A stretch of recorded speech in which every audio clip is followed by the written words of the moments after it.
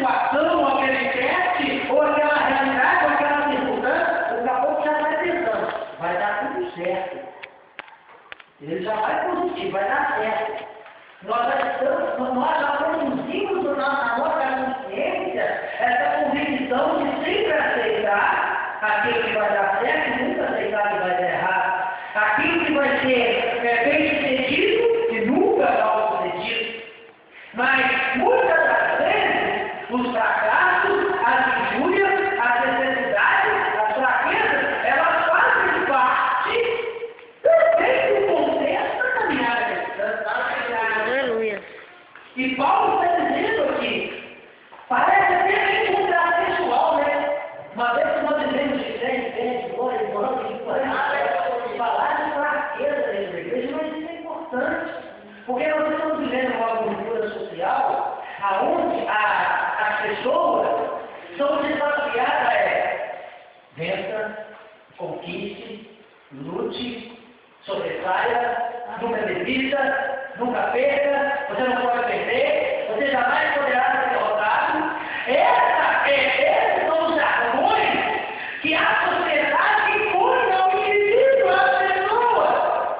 Nunca fracasse, supere seus limites, ultrapassa, passe o outro, supere o outro, vence o outro na corrida e na competição. Mas o reino de Deus não é assim. O reino de Deus é diferente. No reino de Deus, as perspectivas dos fracassos são interessantes. As perspectivas das nossas fraquezas são importantes. Viver a diversidade é importante.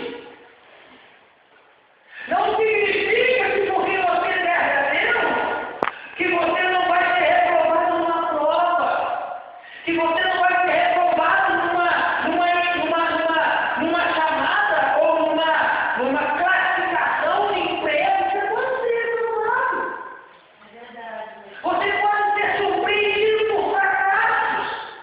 E eu quero até colocar uma coisa importante, pontuar algo importante aqui.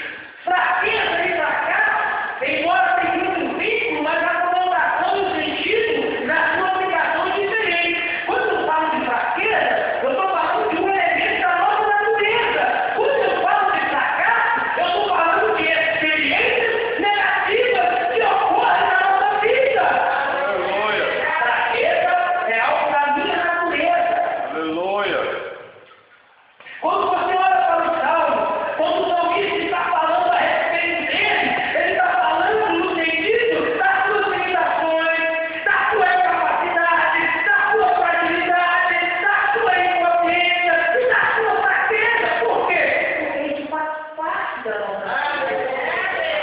E Paulo está escrevendo porque ele teve uma experiência, ele teve visões, ele foi até o terceiro céu, e ele teve visões inefáveis, visões que jamais outros viram. Aleluia. E quando ele retorna dessa experiência, diz que o próprio Deus coloca o limitador nele. Alguns especulam que é o próprio diabo, outros especulam que é uma enfermidade. Não importa se é diabo, não importa se é enfermidade, mas Deus colocou o limitador nele. O apóstolo não se vangloriar. Aleluia. Aleluia. O apóstolo não se vangloriar. E isso ele entende, ele faz essa leitura como algo inerente a ele. Ele fala assim, eu glorio nas minhas fraquezas. Ou seja, eu vou tirar proveito dessa minha fragilidade. Eu vou gloriar nessa incapacidade, desse limitador. E eu gostaria de falar algumas coisas muito importantes. Eu gostaria de compartilhar algumas coisas que é importante. Eu gostaria de falar nesse tema, gloriando nas fraquezas. Você tem duas alternativas. Dentre elas, você tem que escolher. A primeira alternativa é o que faremos com nossa fraqueza? É a pergunta. É a primeira coisa, a pergunta, o que faremos? Você tem duas alternativas. Primeiro, iremos usá-las para o nosso crescimento e desenvolvimento, essa é uma atitude que você pode tomar. A segunda atitude não é muito boa. Iremos nos entregarmos e sofrermos negando. Você tem duas escolhas. Ou você utiliza isso para o seu crescimento, ou você dá desculpa. Não admite ela. Negue ela. Ou você se entrega sofrendo por negar as suas fraquezas. Mas nessa noite eu te convido a fazer como o salmista no Salmo 23. Tu conhece-me, sabe que eu sou pobre, sabe que eu sou pobre. O Senhor não vai me dar segundo as minhas iniquidades, porque o Senhor conhece as minhas estruturas, sabe que eu sou pobre. Essa é a primeira coisa. Mas eu convido a você a fazer a primeira escolha. Use as suas fraquezas para se desenvolver, para que você crescer. Só que se você aceitar essa opção, você tem que fazer outras coisas. Você tem que fazer algumas coisas que são importantíssimas.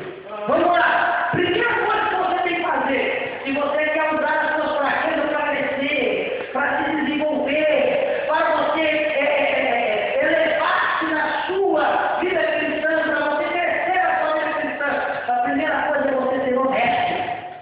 Você tem que ser honesto. Você tem que ser honesto consigo mesmo. Mas quando nós vivemos numa conjuntura, é muito mais fácil jogar a culpa no outro. Não, eu fracassei por causa de fulano. Fulano que me deu a oportunidade. Fulano que contribuiu para que eu tivesse esse sucesso. Mas a primeira coisa que nós temos que fazer é ser honesto conosco mesmo. Admitir que a nossa fraqueza, assim como Paulo.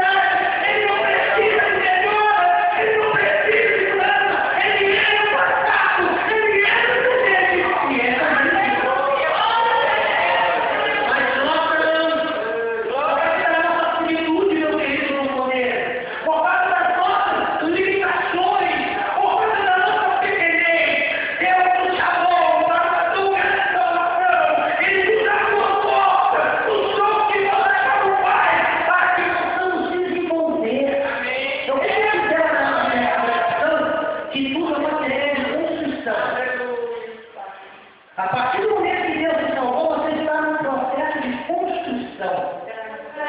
Construção de valores. Os valores do reino. Lembra lá do sermão da montanha? Bem-aventurados os humildes, bem-aventurados que choram, bem-aventurados que têm fome e sede de justiça. Lembra? Pois é. Bem-aventurados os mansos, bem-aventurados os pacificadores, bem-aventurados os amorosos, bem-aventurados que choram, bem-aventurados que têm domínio próprio, bem-aventurados aqueles que têm longanimidade. São valores. A vida cristã é uma construção em cima de valores.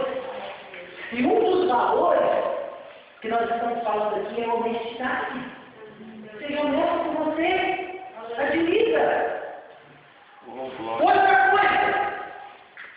Se você quer crescer, você tem que fazer uma outra coisa. Regozijar as suas fraquezas. Sabe por quê? Porque ela vai prevenir você da arrogância. Ela vai prevenir você da jactância, do orgulho, da altivez. Ela vai te prevenir da independência. Porque quando Deus fez o homem, quando Deus formou o homem para estar com ele, viver com ele, compartilhar com ele, dar sempre para o homem, mas a contrapartida do homem era uma relação de dependência. E as nossas fraquezas nos ensinam a voltarmos para essa relação de dependência. Então, regozijar as fraquezas nos previne da independência de Deus. Ou seja, a fraqueza nos leva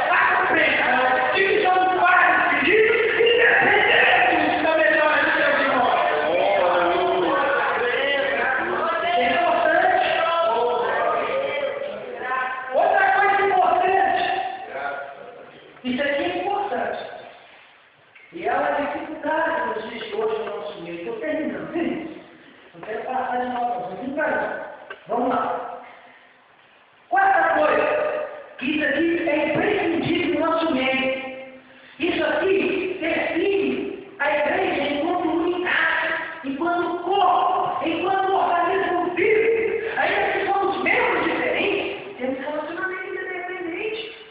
Eu dependo dos irmãos, os irmãos dependem de mim. Então, nesse gloriar nas fraquezas, se você quer crescimento, partilhe as suas fraquezas. Partilhe as suas fraquezas. Partilhe. Hoje nós estávamos comigo a lição de Filipenses. E a lição estava justamente falando sobre isso. A igreja de Filipenses, ela conseguiu compreender e assimilar as condições do apóstolo. Preso em uma masmorra, lá em Roma, sabe o que eles fizeram? Eles ajudaram o apóstolo, eles contribuíram financeiramente para o ministério do apóstolo, eles participaram das aflições do apóstolo, eles compartilharam, eles foram empáticos com a realidade do apóstolo, com o ministério do apóstolo. Partilhar. Graças a Deus. Por que partilhar? Porque gera comunhão. Gera comunhão. Alguém vai falar assim, mas se eu me partilhar dessas fraquezas, eu vou estar demonstrando vulnerabilidade. Mas peraí, há um risco à vulnerabilidade, sim, mas quando você partilha, você se liberta. Quando você partilha, a sua carga fica menos pesada. Lembra quando Paulo fala suportar e ele está falando no sentido de dar suporte. Lembra quando ele fala lá em Gálatas, carregai a carga dos outros. Aleluia. Tudo bem, há um risco de ser vulnerável, mas o risco compensa. O risco compensa porque ele liberta. Você sente, quando você compartilha, irmão, e aconteceu algo hoje. Eu estou tão triste, eu estou numa dificuldade, eu não vejo porta de saída, irmão, só que ele está te ouvindo, só que ele está te ouvindo, só que você falar e não falar nada. Você vai se sentindo leve. Porque olha, orar com o outro. Aleluia. Isso é igreja. Foi igreja. Isso é igreja. Outra coisa, partilhar suas fraquezas porque promove a nossa capacidade de sentir compaixão. Quando você vê alguém, um irmão seu, nem precisa ser um irmão seu, mas alguém que você vê em situação de miséria, em situação que parece que ele vai estar preso naqueles tentáculos da adversidade, você se compadece dele. Só se você não tiver o amor de Deus. Mas você compadece dele. Compartilhar as fraquezas nos torna sensíveis à miséria alheia. Aleluia. Oh, glória a Deus. Outra coisa que o partilhar gera, ela controla as nossas ações. Você já viu aquele camarada que acha o suficiente? Tudo ele decide, tudo ele faz, o negócio é com ele que manda, ele que sabe a hora, entendeu? Ele que decide, o negócio é com ele, mas o camarada quando está na fraqueza e entende que ele não consegue se mexer com nada do outro, só quem é maior que ele pode fazer movimentamento em cada dia. Aleluia. A fraqueza é um limitador, é um controlador das nossas ações, é um controlador do nosso senso de orgulho. Aleluia. É fácil. Outra coisa que ela cria uma vida em comunidade. Meu Deus, isso é espetacular. Aqui, meus irmãos, ninguém aqui é o Pantanal, ninguém aqui é o Pantanal, não. Você sabia que nós vivemos numa realidade de conflitos? Você tem um novo homem dentro de você, mas ainda você continua na mesma realidade velha. Por mais que Deus, por mais que você tenha uma vida nova no seu homem interior, você ainda habita no velho amor. O velho amor é essa carcaça aqui, ó. Essa carcaça, lembra? Quando Paulo vai falar lá aos Romanos, no tocante ao meu homem interior, eu reconheço que a lei é espiritual, é boa, eu consigo com ela, eu tenho prazer nela. É um novo homem, é o homem interior falando, é o homem interior vivo, é o homem interior falando.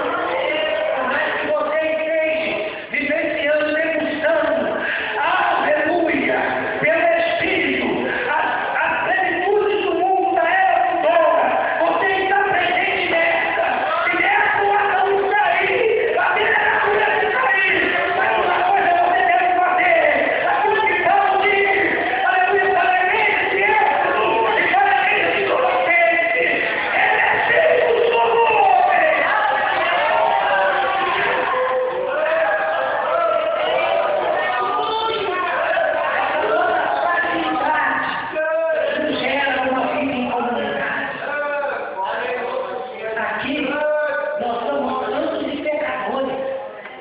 Aqui nós somos justos e pecadores. Ainda que nós estamos livres do poder do pecado, mas outro dia ele vem. Você está livre do domínio do pecado. Você está justificado, perdoado. Mas todo dia ele vem. A natureza adâmica está aí. Mas você tem que se revestir de um novo padrão de Cristo por meio do seu Espírito, porque a velha natureza vai perdendo força. Enquanto ainda aquilo que vai ser manifestado não foi, você é o campo de batalha. Amém. Você é da sua natureza, a nova e a velha. Lembra quando Paulo vai falar o caso, andar em espírito e não cumprirei as concupiscências da carne? As suas pessoas estão dentro de você, a sua natureza, a sua existência, a nova e a velha, o espírito e a carne. Mas quando aquele se manifestar, você vai viver na plenitude da natureza espiritual. Ele não vai existir mais, ele não vai te incomodar mais. Discernimento é justo e pecador. Tá? É importante falar isso aqui. Porque nós estamos vivendo num contexto, tanto lá fora quanto aqui dentro, que essa palavra que eu disse aqui parece que ela até não está assim, pode acontecer, não pregando para aquecer da igreja. Mas é importante. Até para você recepcionar uma prostituta quando vier para cá. Até para você recepcionar um bandido quando ele vier para cá. Até você recepcionar até mesmo um assassino quando ele vier para cá. Porque a visão que eles têm lá fora, eu não atendo. Por quê? Essa cultura de santidade, ela entrou dentro da igreja. Quem está lá fora está tudo quebrado. O único lugar que eles querem é Cristo. Aleluia. Eu não consigo viver lá dentro. A minha está lá dentro, tem que mudar totalmente a minha vida e por isso. Ele tem que entrar aqui dentro. E a primeira coisa que ele tem que encontrar são justos e pecadores. Pessoas que vão amar. Pessoas que vão trabalhar. Pessoas que vão ser transformadas. Se você tiver a graça perdoadora, salvadora, não precisa de Deus na sua vida e vai dizer: eu preciso desse amor, eu preciso desse Jesus, que essa ressuscitar.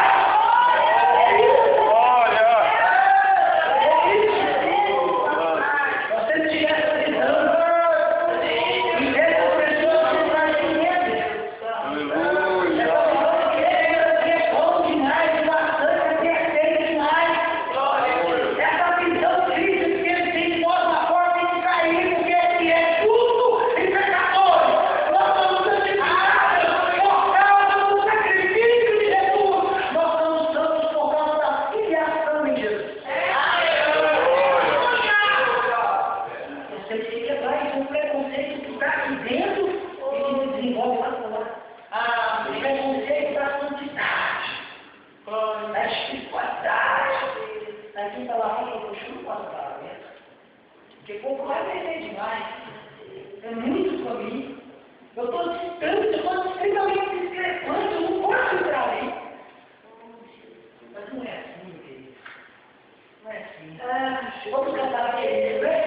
Aquele livro do Odete Paulo, não é tudo feliz é quem ama, não há barreira para conter sua chama, o amor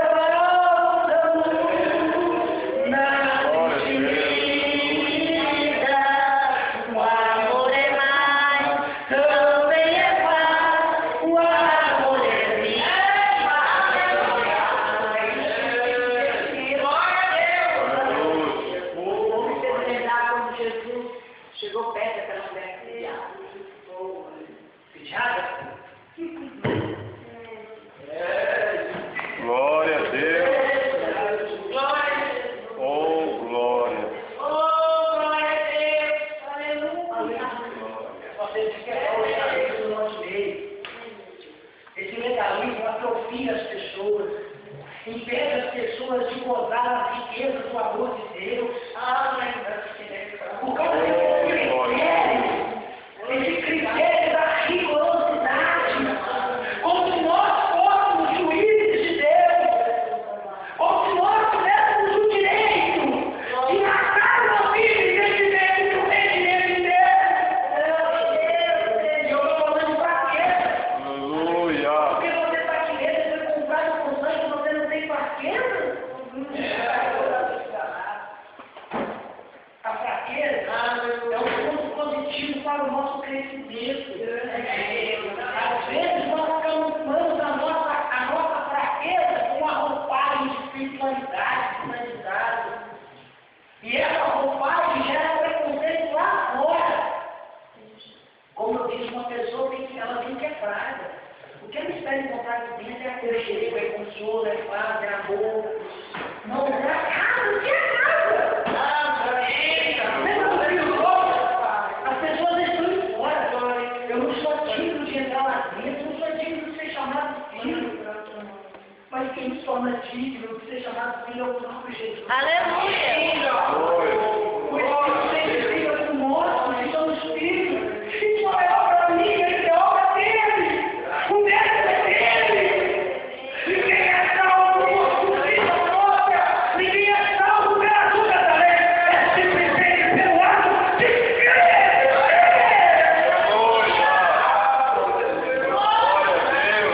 Para me terminar, quero dizer uma coisa para vocês. Escute bem o que eu vou falar. Quando nós entendermos que o que Cristo fez por nós é algo que jamais poderíamos fazer por nós mesmos, descansamos. Descansamos. Porque Ele nos trouxe de volta para o Pai. Nenhum homem ocupou acesso para fazer isso. As nossas vidas é impagável, mas Ele pagou. Ele pagou, Ele nos trouxe